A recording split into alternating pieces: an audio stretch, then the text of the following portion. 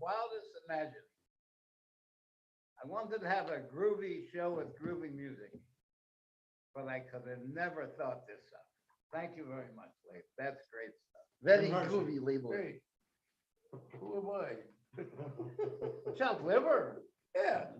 And Chopped Liver, you were great too. Listen, the rhythm man is something like the lineman in the football team.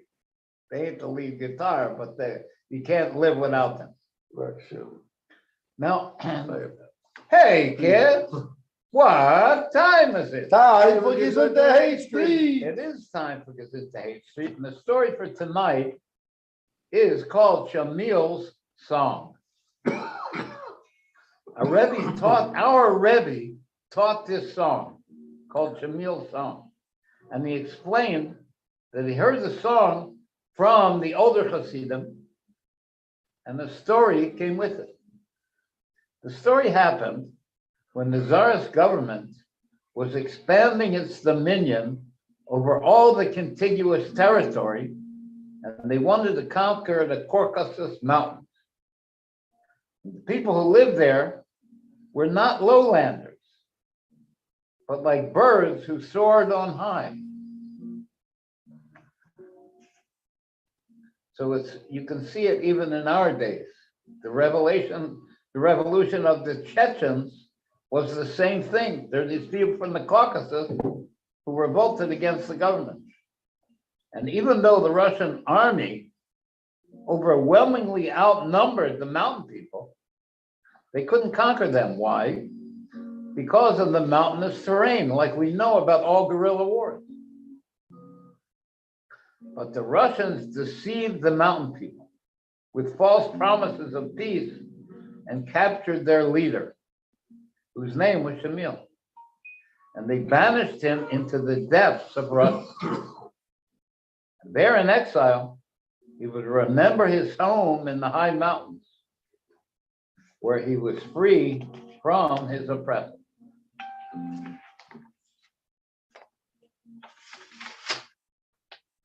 He deeply yearned for his mountain home and its freedom to soar like an eagle in the heavens.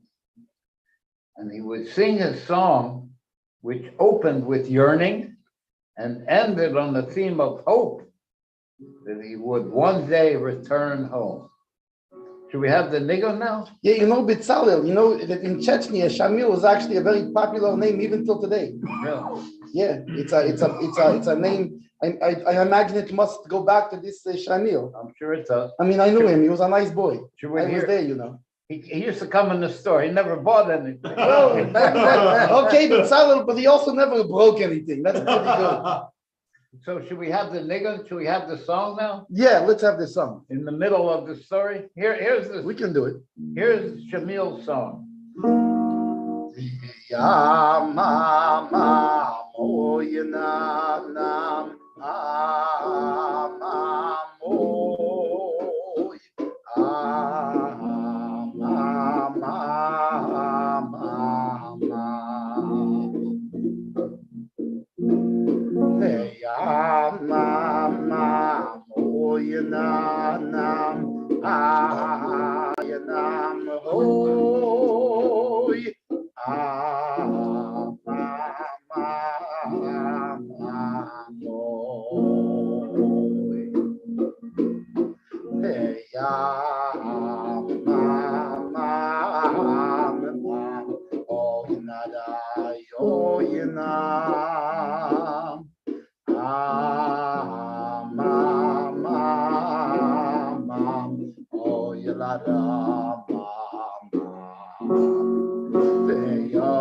Rama, Moyala Rama, Moyala Rama, Oy, Teyam, Mama,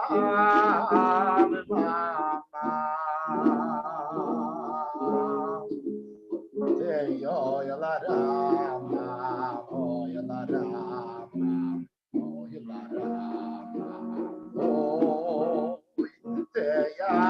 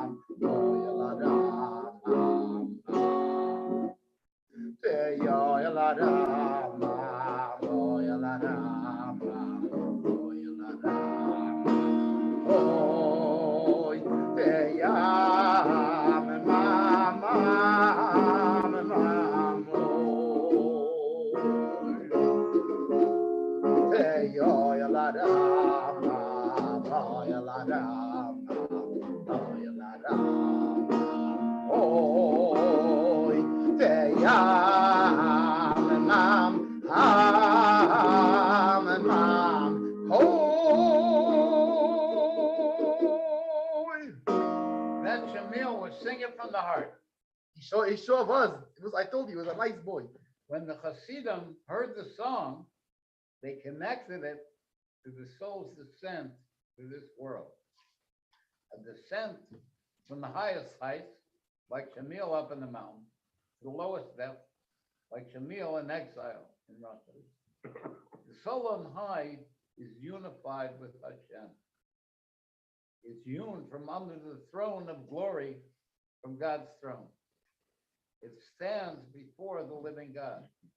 But when it descends to this world and a person contemplates his dark state, how from this high level of divinity, the soul comes into a state where it's completely dark and there's no revelation of God at all.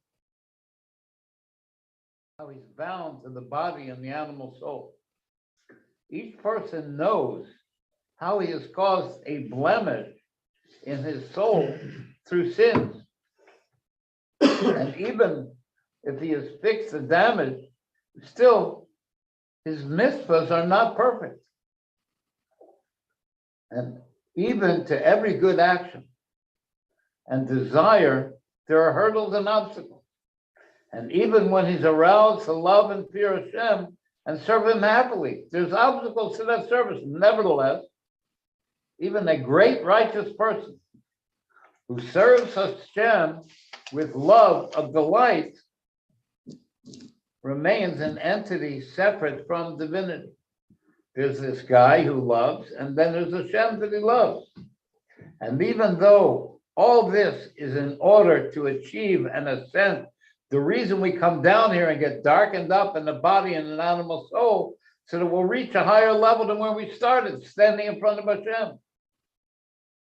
To achieve an ascent higher than is standing before the descent. Nevertheless, at the point when he's down here, he's still at a low point. He's not able to spread his wings and soar like an eagle because he's constrained in exile in the body. At the time a person contemplates all this, he's aroused and he yearns. My soul thirsts.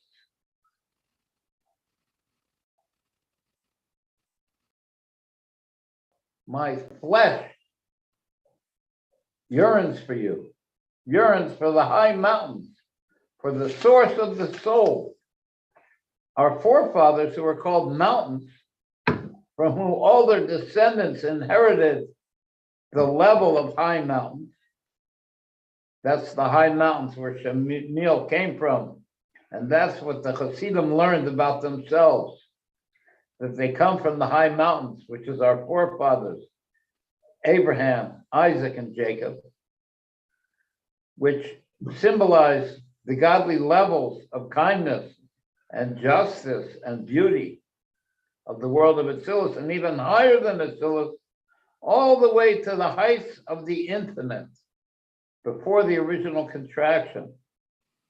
And the last stanza of the song expresses hope and surety that finally no one is lost. We will ascend from this deep, dark valley and reach the place of our desire, even higher than the heights from which we descended. Because after all, the reason for the descent is to reach and be unified with Hashem himself, to embrace and cleave to the King, the Holy One, blessed be He. And after singing the song, the Rebbe sang the song and he taught it to us. Our Rebbe actually sang this song and he taught it to us. He said that even in the first stanza, which expressed the great longing to return to freedom of the high mountains, could be sensed the great strength of his former soaring freedom. He was essentially a free person, even when confined. His free essence was felt, like the metaphor of a king's son in prison, who nevertheless always realizes he's a prince. Similarly, the sense of the soul, which even when confined in this low, dark world, feels its essential, unlimited state. And that realization gives one the strength to overcome all obstacles, serving the King, his Father, and through that, he achieves the highest level. He unites with Hashem himself. Do we have another chorus of that Shemiel song? Ya mama moy na na mama moy mama moy ya mama moy na na ya na yo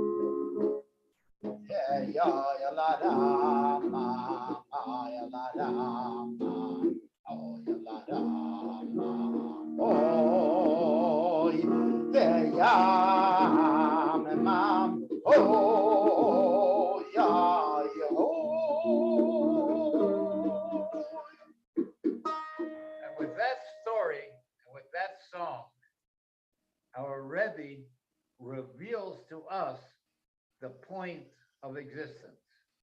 Especially that last note late played, really revealed the point of existence right there. Bow. Lev got it. Yep. No. You know what those bongos, you know what they are? I realized they're lots of a shoe. Oh. They're going up, right?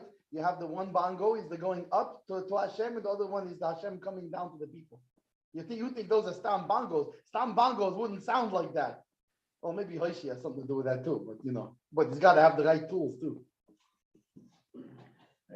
Is that something like bingo, bongo? Yeah, bingos, bongos. So, and we've been explaining Gimel Elam. As you know, the levels of Chachma, Bina, and Das, and the emotion attributes of the intellect, which explains if that thing, if the wisdom, understanding, and knowledge is benign or dangerous. Which way does it lean? Does it lean towards kindness? Now That- we still talking in the brain, right? He's not afraid yet. He's just thinking about it. He should be afraid. Correct. Okay. So we explained all those levels of the intellect, of Chabad, Chachma, Bina, Sadas, and Yisrael, Saba, and Tabuna, which are the emotional leanings of the intellect, and how that works in the service of the heart. Because we said that Tabuna has in it, the word Tabuna in Hebrew has in it a ben and a bas, a son and a daughter. And the son is the love of God, and the daughter is the fear of God. So that word Tabuna contains those two dynamics. So once we have an actual feeling in the heart, which came from the intellect, that includes the whole person, the intellect and the heart, until you finally get to thought, speech, and action. And the final action is the first thing in thought. The final thing that you accomplish is what you thought of first. And after that thought, then it goes through these levels of the intellect and the emotions to be able to accomplish the action. You mean something like if I want an ice cream, for example, and then I say, well, to get the ice cream, I have to find an ice cream store. Now No, I'm you gonna need to get find the money. like the money in the ice cream store, but really that all those plans and all those steps, the first thing that I Only thought to about get was the last thing I got was the ice cream. And to understand how this contemplation, which is the detailed contemplation of the chain of descent to the worlds of the Seder Estaltos, brings one to accomplish the above, that his intellect and his emotions and his thoughts, speech, and action are completely unified and tied with Hashem through understanding the chain of descent to the world. And therefore, there is a commandment to know Hashem, like we spoke about. And to know Hashem is in terms of hearing, which is Shema.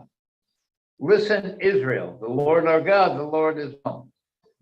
And the level of hearing, listen, is the level of Bina, which means Hispononos, and Ian, which means to understand. And how is that accomplished? By going over the details of the explanation until it's understood clearly. So that's what we're going to talk about now.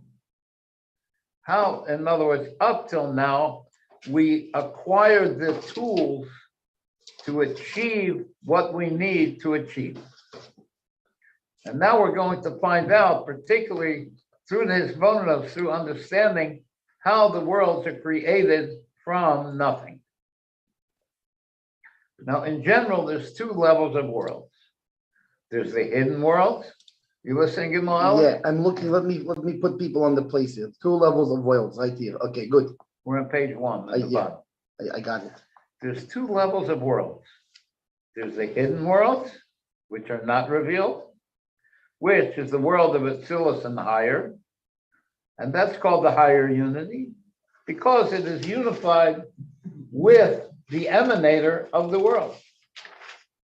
And 2, there's the revealed or created worlds, where the creations feel separate from God. And these created worlds have the energy which flows in them to create them and enliven them. There's 2 things in the creation of something from nothing. These worlds are a nothing. They feel themselves to exist separate from God. But really the energy that keeps them alive and brings them into being, those are the 2 things, enlivening and bringing into being, even though they feel separate from God, it is only Hashem himself that flows in them to keep them alive and keep them in being. And the source of these creations is called Malchus of Atzilus. There is a world of Atzilus, and the world of Atzilus is called the world of unity. And to give you a rough metaphor for how that might work, my hand is part of me. My hand does not feel separate from me. So too in the world of Atzilus, the godly manifestation, the right arm is the godly manifestation of kindness. And the left arm is the godly manifestation of strict measurement. So there's a whole man there. But there in that world, that man is all included in the godly unit.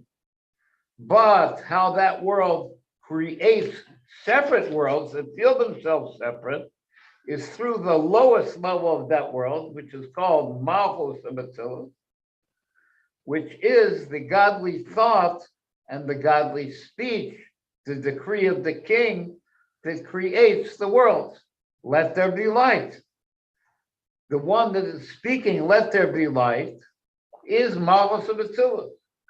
And what is this light that it's creating? It's a manifestation of the godly kindness.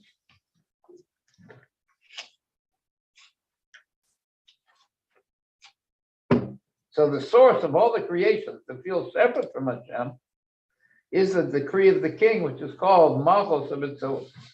Like it says, your kingship is a kingship over all worlds. He's the king that creates everything. He creates and enlivens through his decree. And when we call him you, we're talking to Hashem when we say you enliven them all. That you is the level of Malchus, the one who enlivens the worlds. But the essence of the infinite light is higher and removed, both of these kind of worlds. It's higher than the hidden worlds, and it's higher than the revealed world. It's the essence of the infinite light. And the chronology of this contemplation that we do is to start by contemplating the created, revealed worlds that feel separate from Hashem, and how they are created and enlivened by the word of Hashem, the decree of the king, Malchus of Atzilus. That's what we start in our contemplation, to see how the created worlds are created through Malchus, which is the decree of the king. And we start by contemplating the letters of divine speech, which combine into the words of divine utterances. Like it says, let there be light. And the one who decrees let there be light is in particular in the Seder of Salshalus, Malchus of Atzilus. So Hashem manifests as the king who decrees the creation from nothing. And if the letters of those divine utterances, in other words, if Hashem would stop saying, let there be light, then the creations would return to nothing. There would no be such thing as light, as they were before they were created. In other words, if Hashem would stop saying those words of creation, even for an instant, those creations would cease to exist. So Bitzalel, so what you're saying is then when it says in the beginning of the Torah, and it says, and Hashem said, let there be light, and he said, let the water separate from the land. So it's not just something he said, he's still saying them or it would stop happening. Right. Wow. So Hashem is that the whole creation is happening every single second. Right. And that's the godly light that comes into the world to enliven and bring it into being. And on this it tells us, lift up your eyes and see who created these creations. The creations being the stars and the planets, all the creatures and all the angels. Lift up your eyes and see who created them. That is this contemplation. How is it that they exist? to see and understand that the main component of all existence is the Creator, who continually brings them into existence.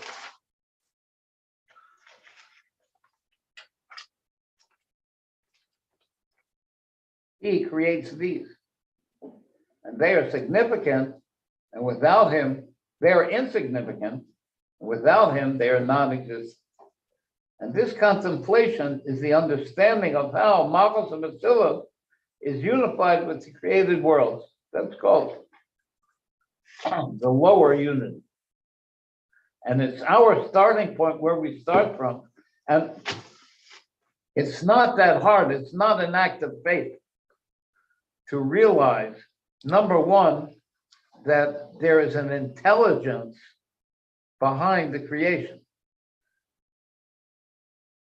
Because to say there was a random explosion and a perfect system came out is completely against the science of statistics. And even science agrees that for every effect, there's a cause. And the Rambam says it's nonsense to think that there's an unlimited number of causes that cause an unlimited number of effects. There has to finally it has to start somewhere. There has to be a first cause. And the first cause has to be nothing. Because if it's a something, it has a cause. It's like I told my wife. I said it wasn't my fault. And she said, but there's nobody else here, Gimel. And I said, you're right. And that's our starting point. It says, this is the gate to Havaya. This is the gate to get to Hashem. And through it, it leads to a higher contemplation into the hidden world, which is the upper unity, the world of Atzilus. So just so we recap and I understand. So there's an upper unity and a lower unity. So the lower he's bringing us, we're doing on the lower unity, which this is understanding how Hashem is how is Malchus, his kingship in Atzilus unifies with everything in the world and brings them into being every second, and how he encloses himself down here in this life, in this world. Correct. Okay. And that's just the general idea. And in particular,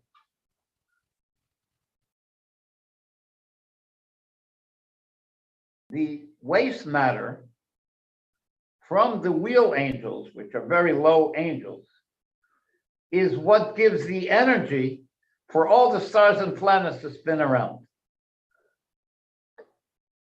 And those wheel angels, each one of them has a mazel, which tells it to give the energy for the stars to spin around. And the general mazels are the 12 constellations.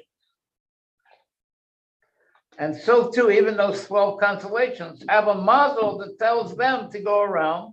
And it's a whole big bureaucracy until finally is realized how everything is included in Malchus of Atzilus and comes into being from the godly decree. And this understanding is called the bina of the contemplation of how Hashem creates the world. And in that bina, in that understanding, guess what there is? A length, a width, and a depth. And a depth, a length, a width, and a depth. We learned. What do you know? Remember, we learned in chapter 1 that every chachma has a depth, width, and length, and every bina has a depth, width, and length. And the bina and the understanding of how Hashem creates the world from nothing also has a depth, a width, and a length. Is that elegant? Yeah, it's like Bill Cosby said. I told you that story so I can tell you this one. Right. Now, the length of that understanding of how Hashem brings the world into being from nothing is called bina of bina, like we said in chapter 1. In understanding and teaching of a teacher, we start with the metaphors that the Rebbe brings down. And we stay on it until we reach the point of the explanation, which is the depth of the bina. And that's what we're going to accomplish by using our mind to accomplish how, to understand how Hashem brings the worlds into being. We're going to start with the metaphors, and we're going to climb up that ladder until we get to the point of where they are all included in Malchus of Atzilus. Similarly, is the Eon in the particular creations that are created from the godly nothing, and how they are nullified in their general source, which is Malchus of Atzilus, which is the divine thought. And the contemplation starts by understanding how each creature and each world is nullified to its particular source. For example, the emotion attributes of the world of Asiya, for example, are nullified in Chachma and Bina of the world of Asiya. Like we know that the emotion attributes come from the Chachma and Bina, the wisdom, understanding in the brain. That's why Chachma is called the father and Bina is called the mother, and they born out the emotion attributes. So the emotion attributes in the world of Asiya, in other words, in the world of Asiya, there's good angels and there's angels that accuse. And they will be the emotional attributes in those worlds, and they are all included in the Chachma and Bina of that world, according to Hashem's seichel of what he wants. That's how those become manifest, and how in turn Chachma and Bina of Asiya, but Chachma and Bina of Asiya themselves are nullified to Keser of Asiya. Keser of Asiya is Hashem's desire for the world of Asiya, and how that bureaucracy, the world of Asiya, will come out from the crown of that world, which is Hashem's desire and pleasure in having that world. So basically, in each world, on the top there's like desire, the Right. Keser, Well, and then this leads to there being a thought, and then out of the thought comes an emotion, and this is going to lead to action eventually. I think you. Must be I desire. I think that's what he said. The crown is a desire, but from the desire comes the Chachma and Bina, and that Chachma and Bina produces an emotion, and that emotion then produces a thought. How do I know I love something? Because I think I do. Now, it's true that every level has to have a thought. There has to be a thought of Chachma and a thought of Bina. But how the emotion attributes are manifest is they send a message to the mind to have a thought. I like this or I don't like it. So the desire for the world of Asiya is nullified in Malchus of the higher world. In the godly decree for the lower world, there is the godly desire for how that lower world should go. When a king tells a general to capture a city, by the king it's his speech, Malchus. By the general it becomes his desire to accomplish. So from Malchus of the higher world, from the godly decree, comes the desire of the lower world. But this goes in each world, right? So it's Every like world, it's like all the it's way like up. the king tells the general, and now the general has desire. Ultimately, he decides what to do based on that desire, and then he tells the colonel, and then what he Exactly. tells the colonel, which is an Major extension of what the warrior. king wants. What would the Kesser? But really, all of that. What would the Kesser Yitzira be then? The military.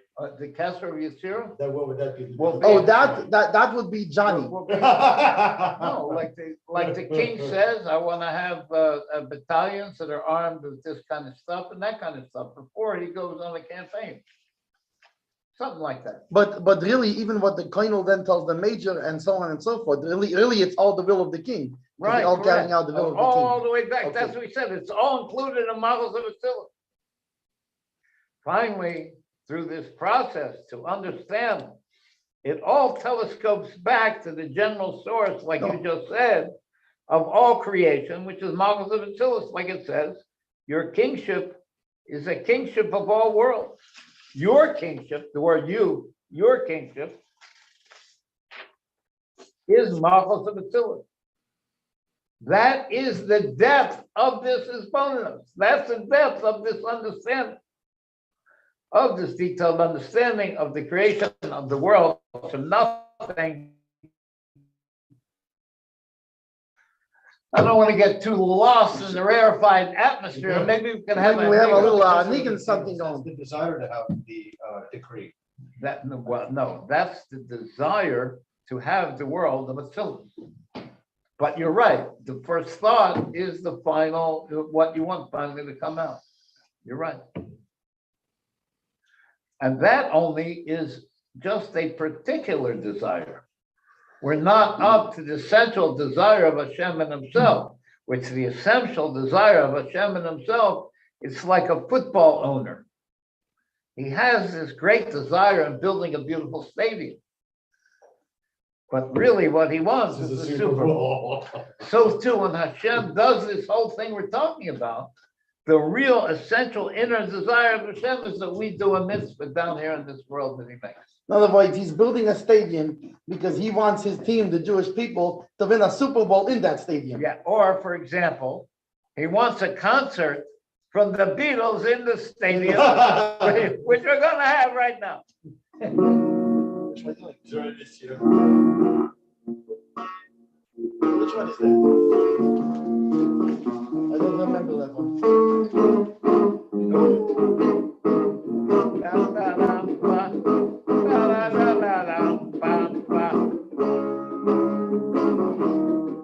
You have to tell me which one.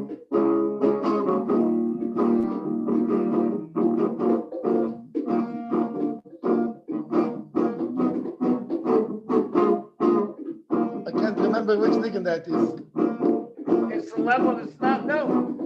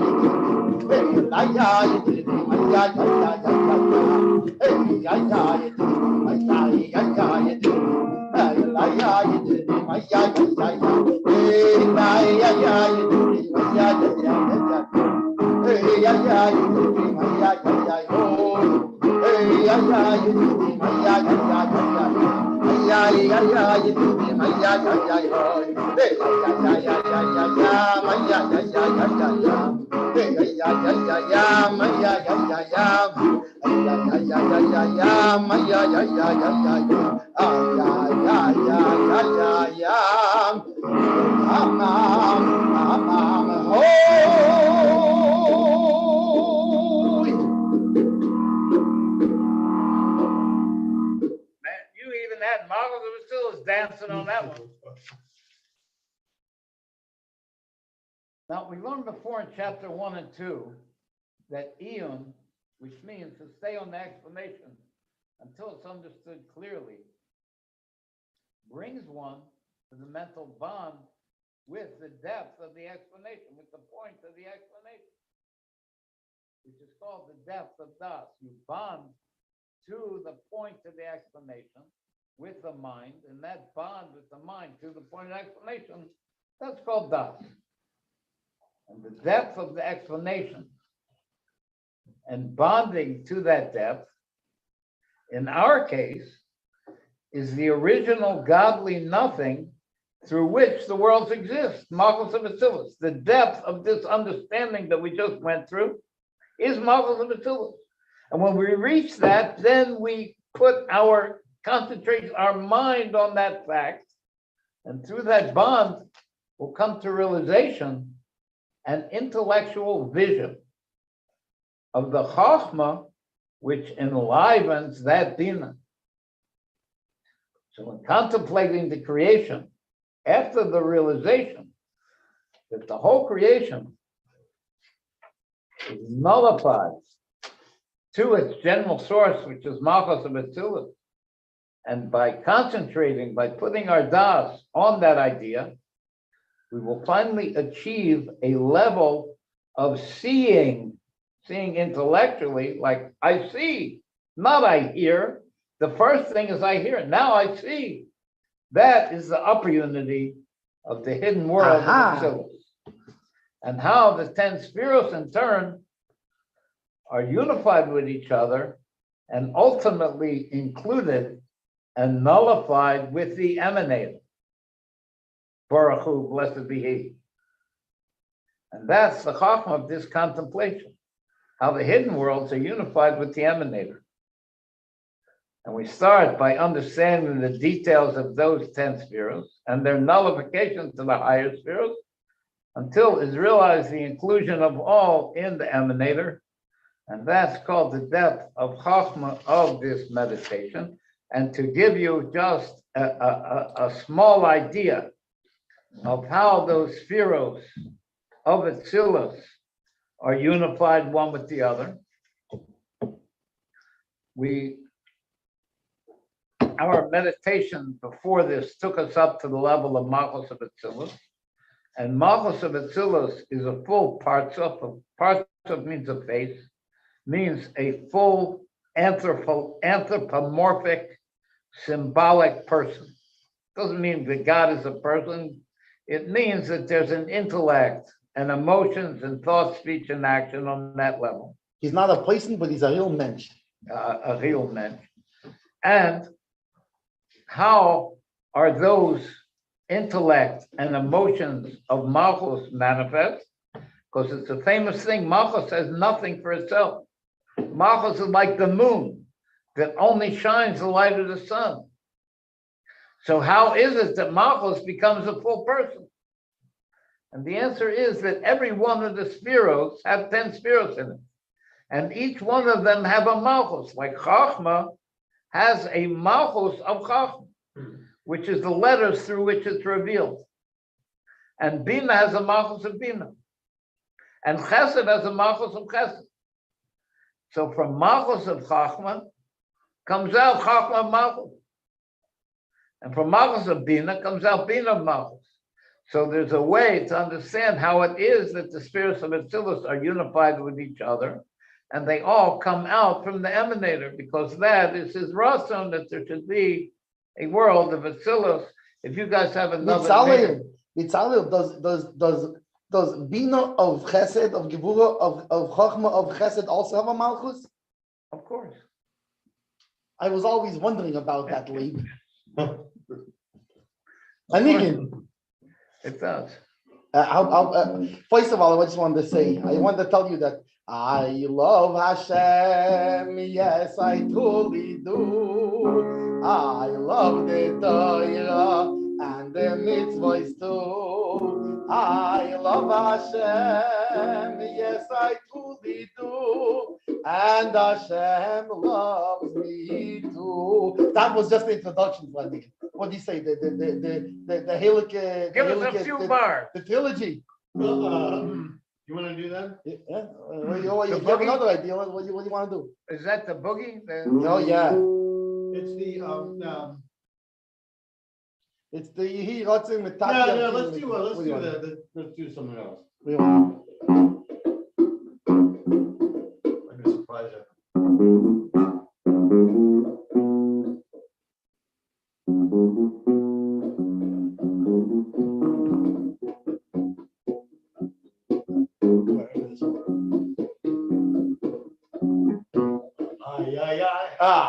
Oh wow, it's been a while. That's a good pick, Late. We haven't done that.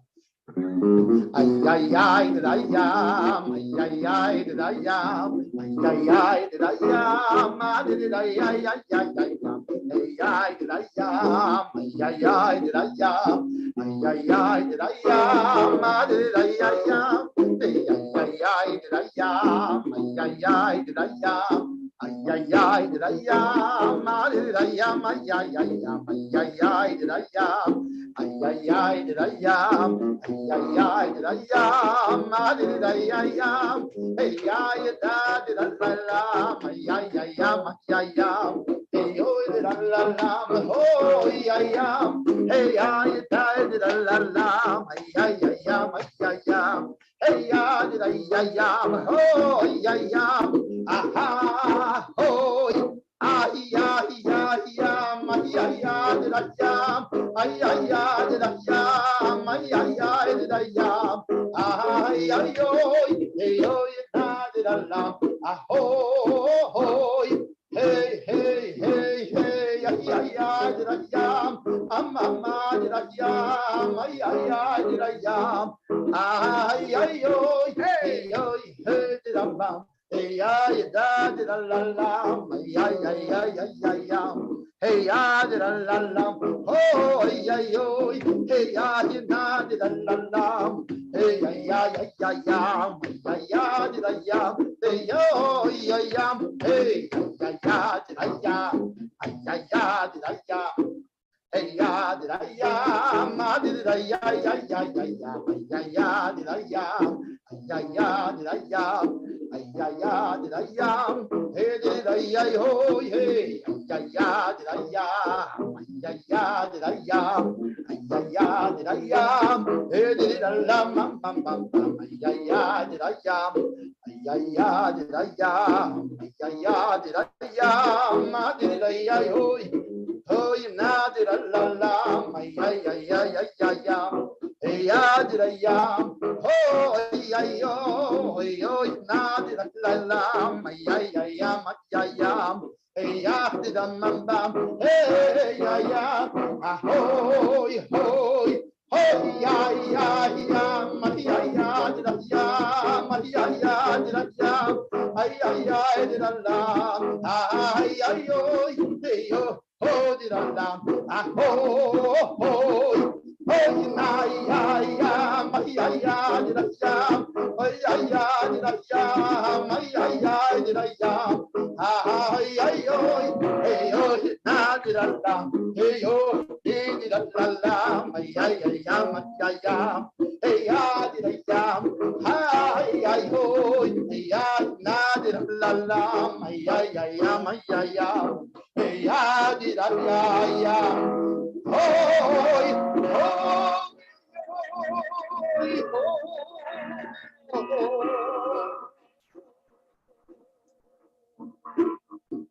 Brilliant, That was a good pick, Lee. We didn't do that one for a while. Oh, that's a good nickname.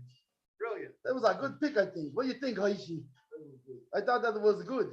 We're gonna do the sign off again now. Is that all right? Whatever. Yeah, we should do this sign. Oh, wait, Bezalel. I have a short appeal. Oh, I just want to say that this week in Pashas Yisro, Hashem gives the Torah.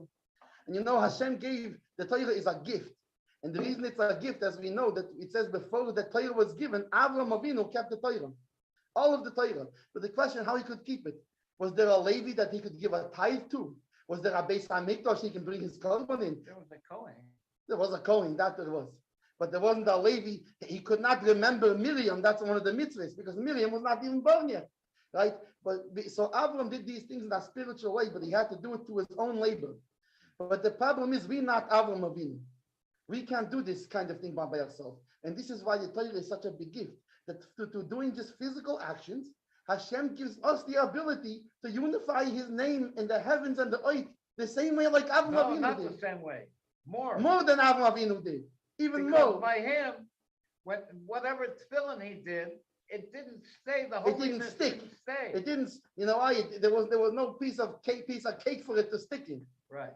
You know, and now we No cupcakes. yeah, now we not only we go up like he did, but we can bring it down, and everything that becomes holy, that we make holy with our mitzvah stays holy. This is a big gift. Place for Hashem. Well, you know what they say. What do they say? There's something about a gift horse in his mouth and face was. I don't know what that means. Yeah, I don't know what it means. But my point is that the Eibishter is giving such a gift.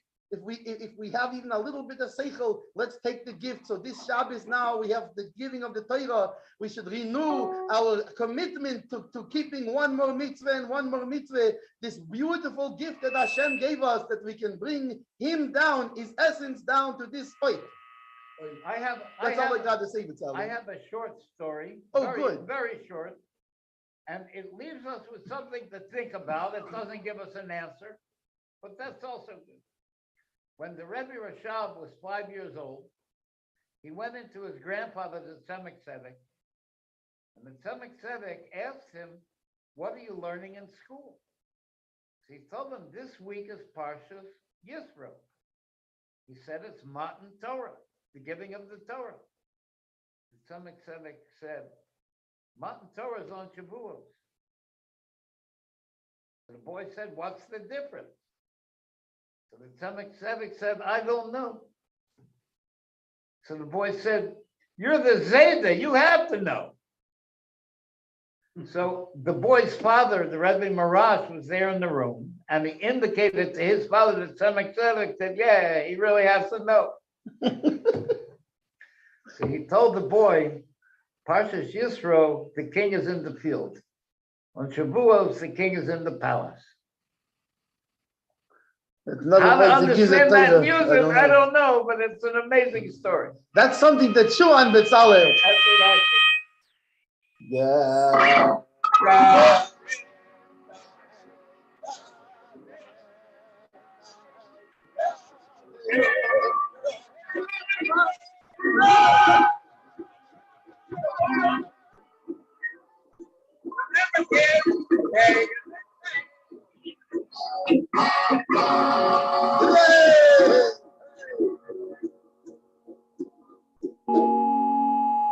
Wait for that squeak.